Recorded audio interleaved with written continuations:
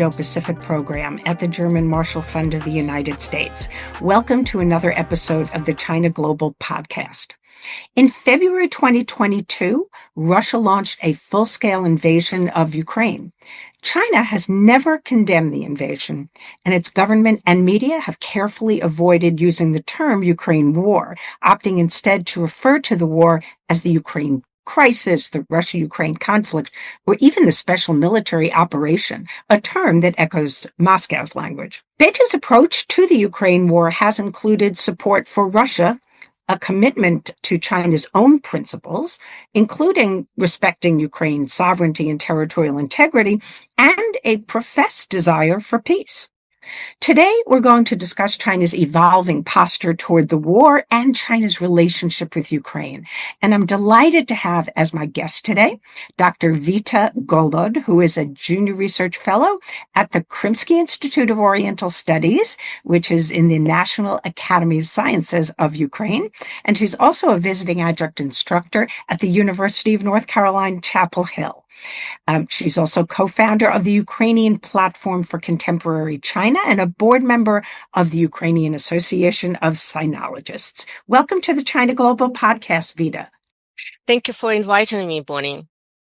So let's start. Maybe you can just give us a little bit of background briefly on what the nature was of China's relationship with Ukraine before Russia's full-scale invasion of Ukraine. What were the areas of cooperation and the focus of the strategic partnership?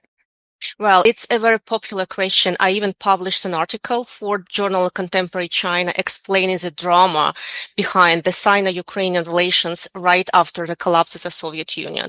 So I have defined it 5 stages of Sino-Ukrainian relations. And of course, at the beginning, both sides wanted to see productive cooperations for the year ahead, and Ukraine wanted to have really balanced foreign policy involving in political discourse with all parts of the world and East, of course, and China represented the leader of the East for Ukraine. And China wanted to have some leverage in post-Soviet countries. And of course, China was interested in Ukraine's agriculture sector and metallurgical base and also geographical location as well. So it was absolutely mutual interest.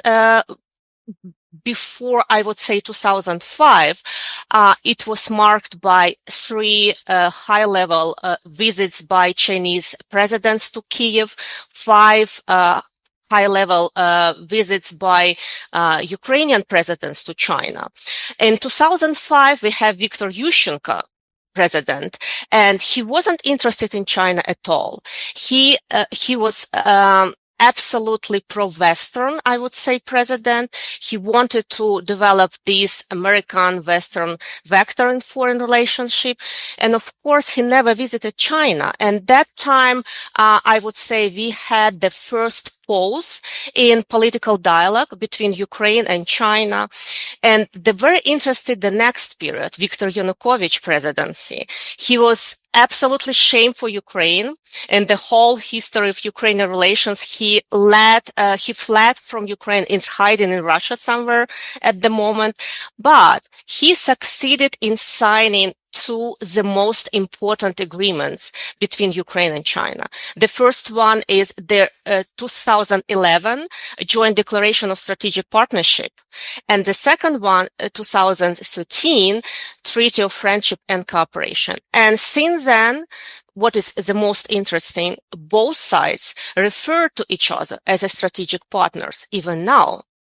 So before the invasion, the 4th period of relationship started in 2014 with Poroshenko presidency and next Zelensky presidency. Before the invasion, we had, I would say, a political chill or political distancing, but China became Ukraine's the largest trading partner. So that period I can characterize as a trading relationship.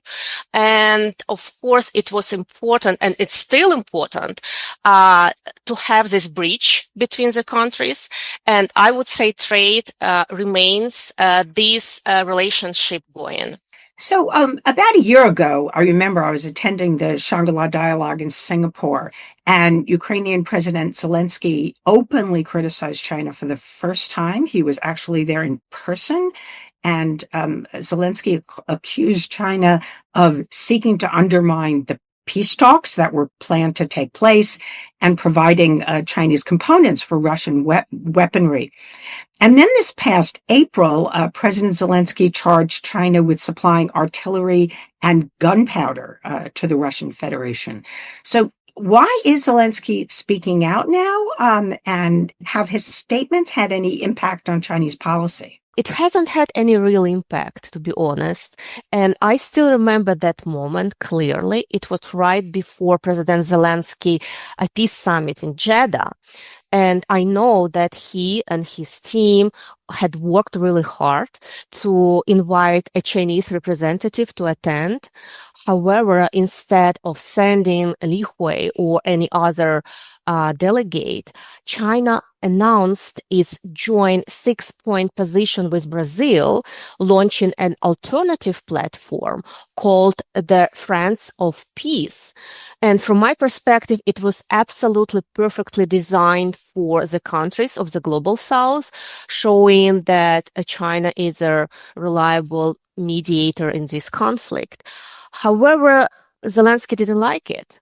Zelensky was mad, and from his perspective, he saw this as an attempt by China to undermine his efforts to bring as many countries as possible to join his peace formula.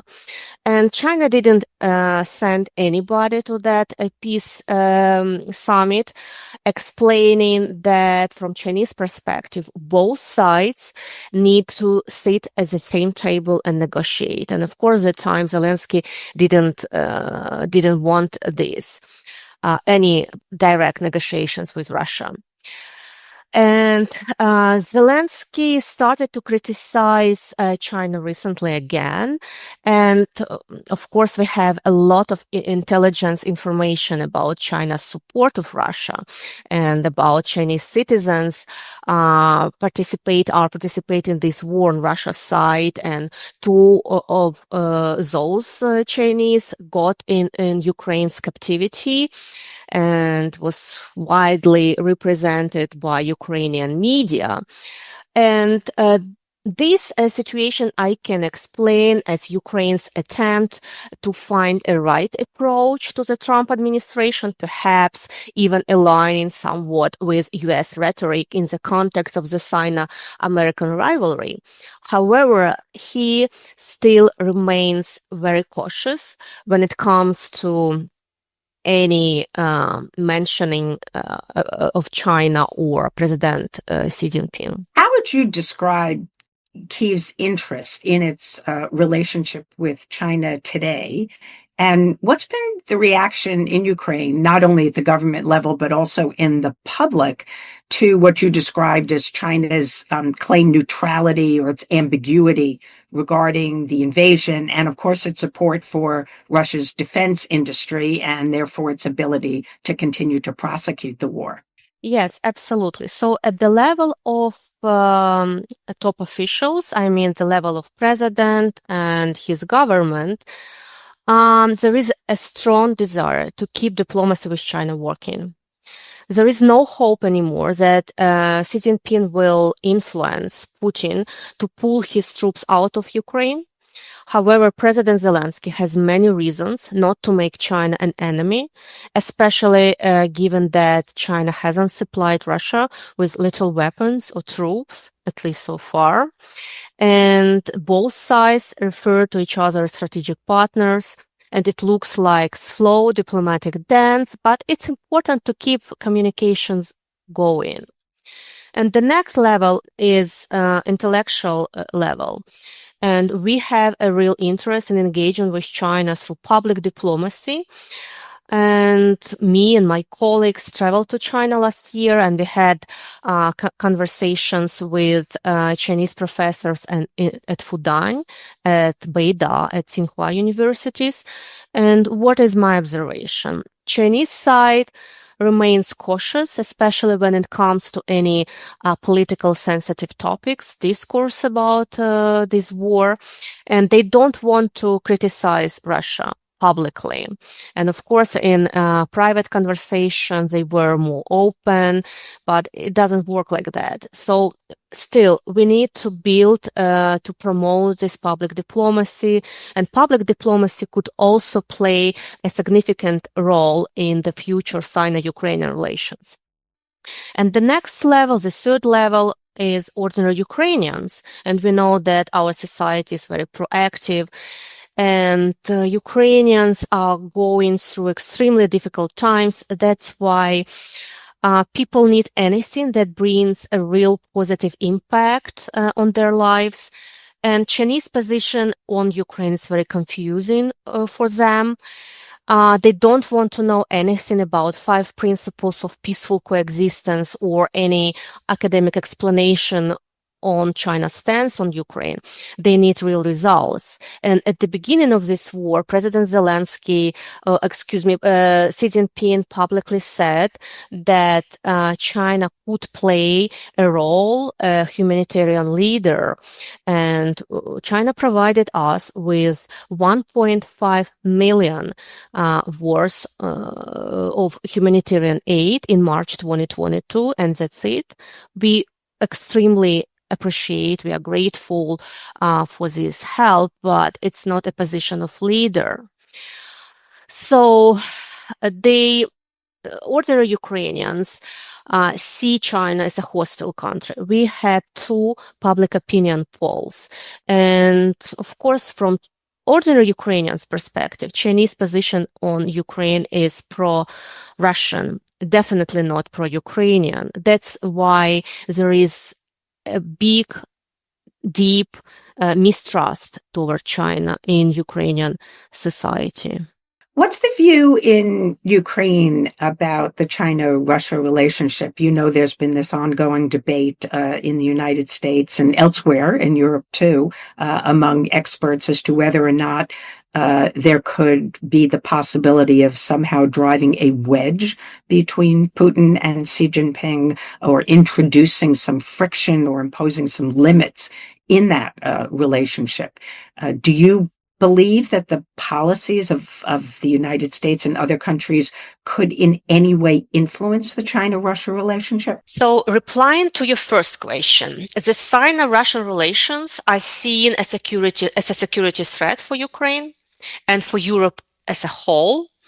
And the Ukrainian leadership can accept their bilateral relationship as neighbors and even economic integration, especially in light of the many opportunities that have emerged after the withdrawal of European companies from Russia.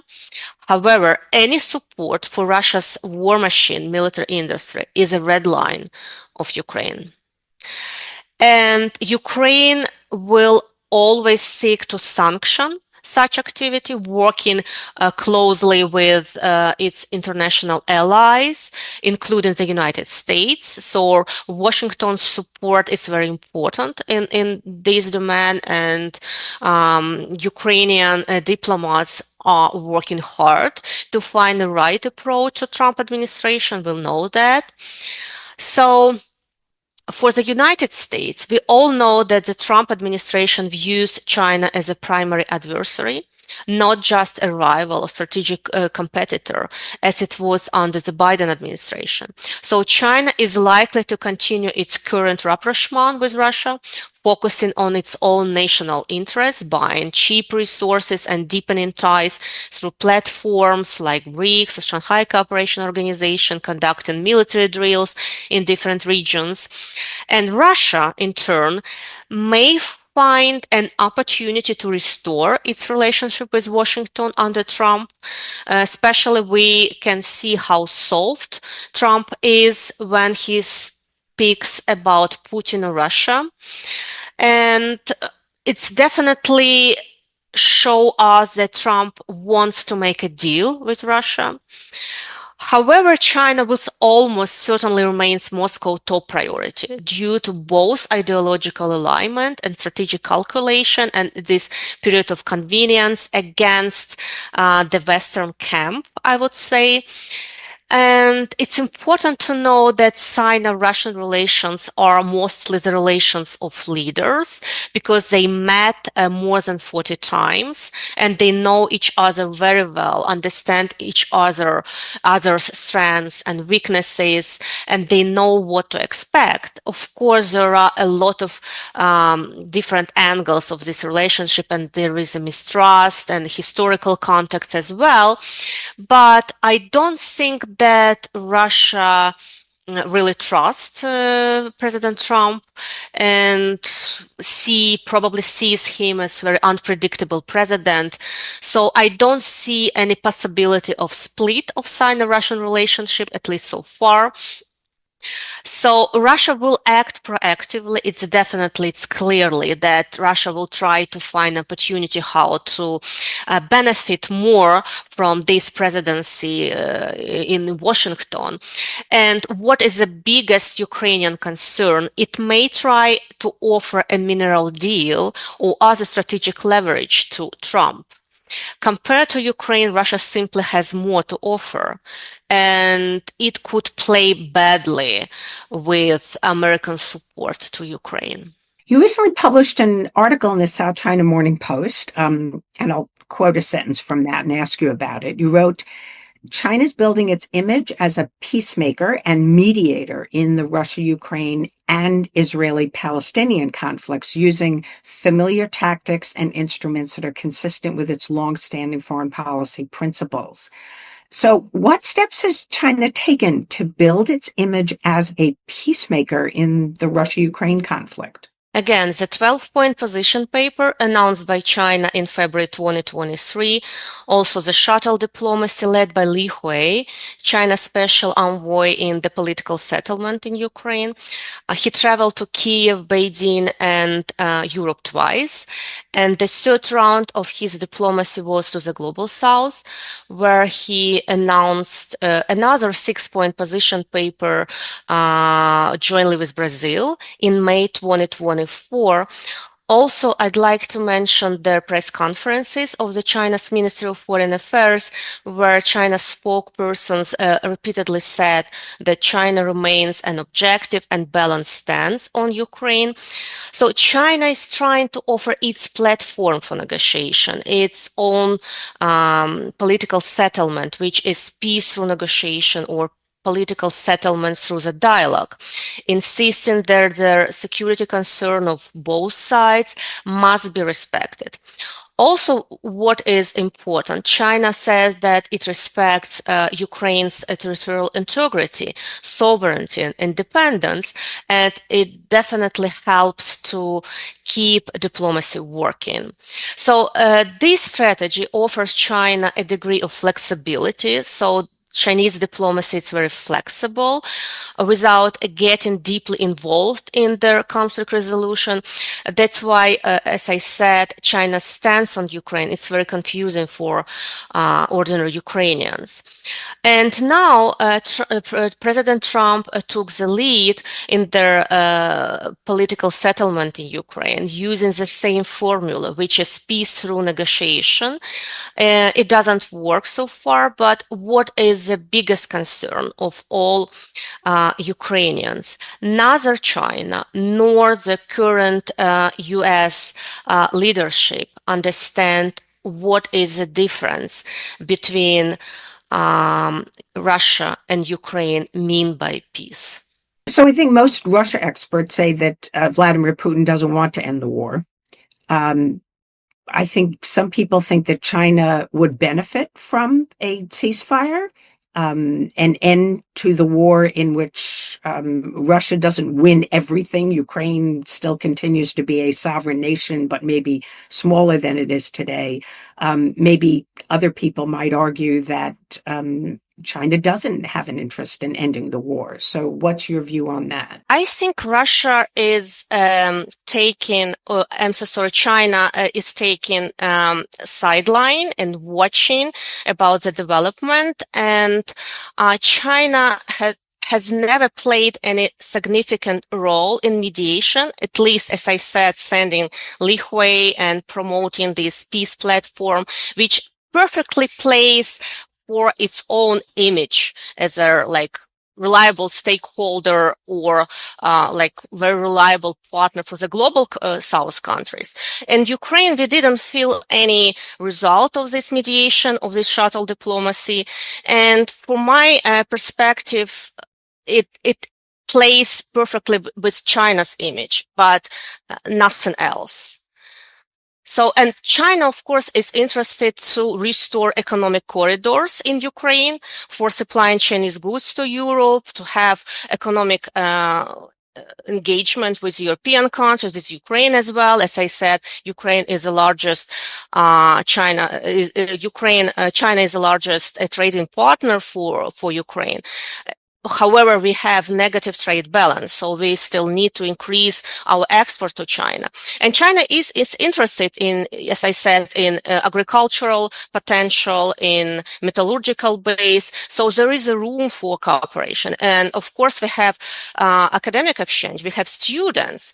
40% of all foreign students in Ukraine are Chinese.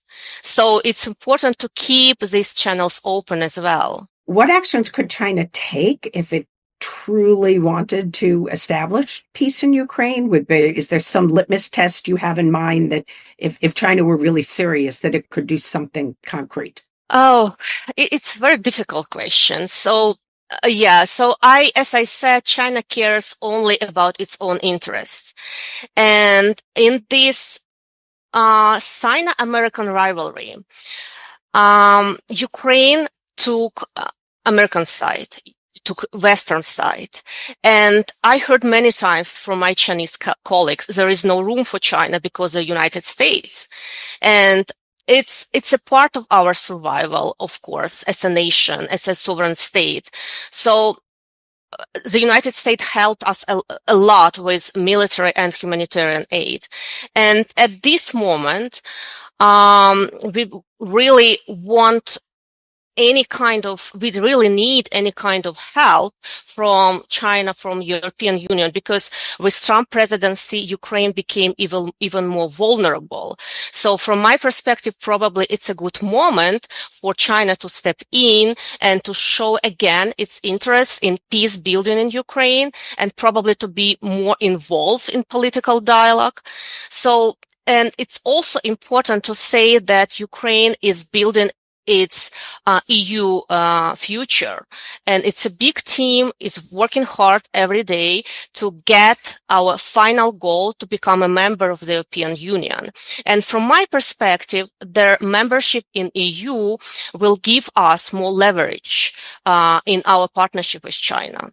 So it's our final goal. It's now our final destination, and we need all kind of source of help to reach this goal. Even as the war continues, there's a discussion that is germinating about the possibility of plans for reconstruction of Ukraine and for China potentially to play a role.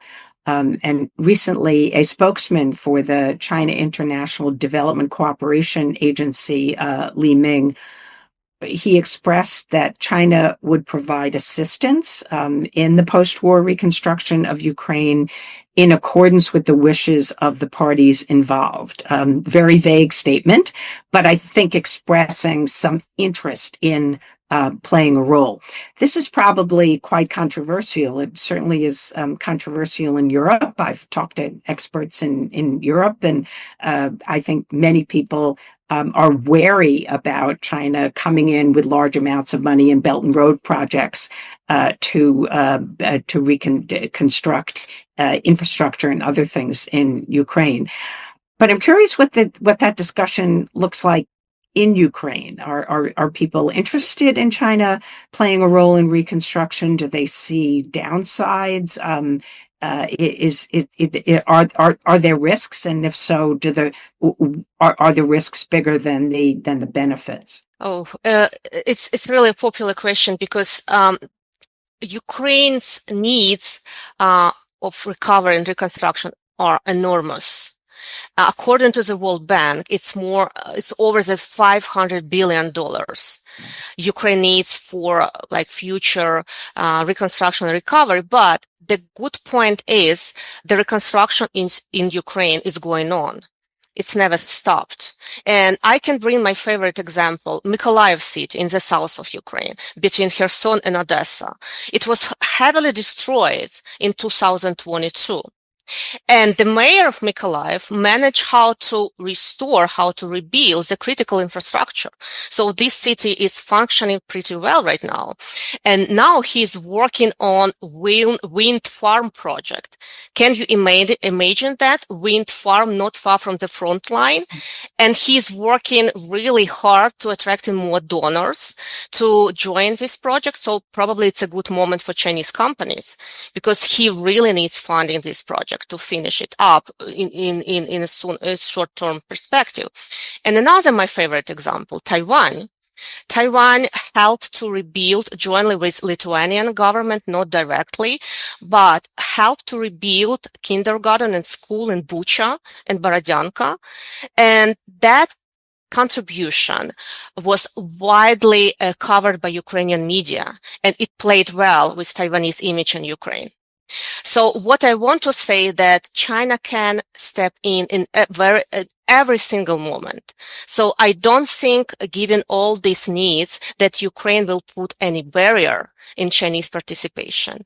And what is also important to say that Ukraine reconstruction is mixed bag from different approaches. So we have private funding, government funding, loans, grants. So what China wants to use, it's possible, and engaging in national level or regional level, it's very welcome. As I say, with Mykolaiv or with Kyiv officials, please. And as you just mentioned, BRI framework, it's also a good point because, as we know, China wants to acts through a BRI framework. And even though Ukraine signed their BRI memorandum in 2017, it was never deeply involved in this initiative because of the different reason, because of the war, because of their different scandals. Even we had couple of projects were implemented in Ukraine. Some of them were successfully implemented and others finished in court, but we still have this interaction and branch office of the big state Chinese companies in Kyiv. So from my perspective, Ukraine has to articulate clearly, publicly, what is the future of BRI in Ukraine, to give this signal message to Chinese side that we are welcoming Chinese investments and we are welcoming Chinese participation in Ukraine reconstruction now, not somewhere in the future, because this war is far from over. The relationship between China and Ukraine, you emphasize, I think, quite a bit. It seems to me that one of the major variables that will shape that relationship is the war and how it continues, but that economically there seems to be a big demand from Ukraine. So is the economic factor the most important variable that will affect Ukraine's relationship with China going forward? And what kind of relationship with China would best serve Ukraine's interests? It is a very good question. And if you had asked me this question 1 or 2 years ago, I would have said that Ukraine was eager to receive nuclear security guarantees from China. After all, we have a joint declaration and we have a treaty of friendship, which could serve perfectly as a legitimate basis for such a role. I also would have said that China could serve as a guarantor of food security, as it was the largest beneficiary of the grain from Ukraine initiative. But in 2025, it's clear that China is not willing to step up on any issue. And in response to your question, I honestly don't know what will be the future of the Sino-Ukrainian relations, and I don't know how Ukraine's broader foreign policy will look like, because it simply depends on the outcome of this war and also on our negotiations with the European Union. As I've said before, EU membership is vital for our survival as a nation. And it will bring us some leverage in our foreign affairs, but also will introduce some limitations. And our relationship with the United States, it's another story, but it will also serve as an external factor, which definitely will influence our foreign policy. China remains Ukraine's largest foreign trade partner. And as you mentioned just now, it will likely remain the primary bridge between our countries, because we heavily rely on import from China for our armed forces, for our civilian use, for energy sector, and many, many more. And now we are working hard to increase our export to China, because we have a negative trade balance, and more attention should be given to exporting finished goods, not just raw materials. So it's like ongoing work. Academic and students exchanges, along with people-to-people ties, would serve perfectly as another bridge between our two countries and could definitely strengthen our relationship. When it comes to political relations, I see no sign of a breakthrough in a short-term perspective, unfortunately. China has clearly placed Russia on the top of its diplomatic hierarchy. And as I mentioned earlier, we perceive this as a security threat. So President Xi Jinping has never traveled to Kiev, and it's unlikely that President Zelensky will be invited to Beijing anytime soon. So what is the most frustrating, I've been told many times, that Xi Jinping doesn't take Zelensky seriously, and it's simply waiting for a leadership change in Kiev. And of course, it's another indicator of the Russian influence over China, because it's definitely Russia's narrative. And still, public diplomacy. Ukraine is strongly committed to the public diplomacy. We want to communicate with our Chinese counterparts to avoid misunderstanding between two nations. And we need definitely to identify more areas where we could cooperate. We've been talking with Dr. Vita Golod, who is a junior research fellow at the Krymsky Institute of Oriental Studies in Ukraine. Thanks so much for joining us, Vita. Thank you for having me. Thanks so much for joining us, Vita. Thank you for having me.